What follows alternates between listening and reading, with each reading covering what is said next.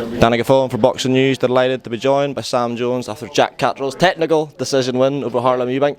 Sam, not the ending to a fight anyone wants to see, but Jack in control for the most part up until that point, would you say? I just thought Jack won the fight comfortably, in my opinion. I think if the fight would have gone on, I think he would have stopped him, but it's like, it doesn't matter, does it? What happened, and Jack will move on now and hopefully fight for a world title. With the stage of Jack's career that he was at, and maybe the question mark, that's what I'm saying. It was a must-win fight, of course it was. Everybody knows that.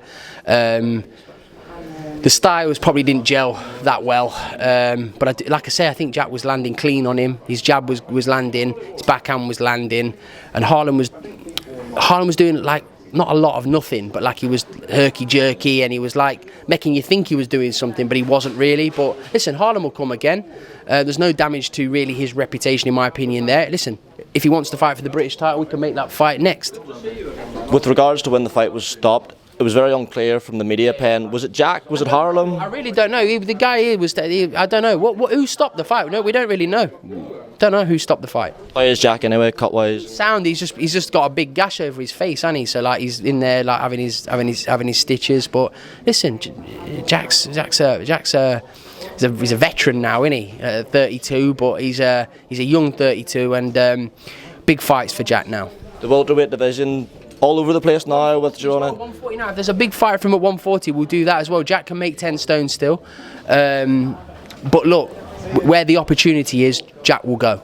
Would there be no concern over going back down? I mean, the old trope is once you go back up, you shouldn't go back down. Yeah, it depends on the opportunity. If there's a world title opportunity at 140, he will take it.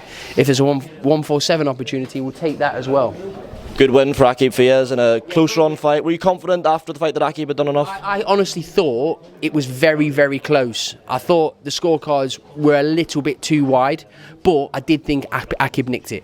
Aqib's another one where he said he could still make 130 for the right fight. Where do you see Aqib's future long term? Well, look, there's some great domestic fights to be made, and they're the best fights, aren't they? So we'll have a sit down, watch the fight back, and we'll see what we're going to do with Aqib next. But it was a big win for him tonight. And was that you who put Conor Ben up to going into the changing room with Harlem? No comment.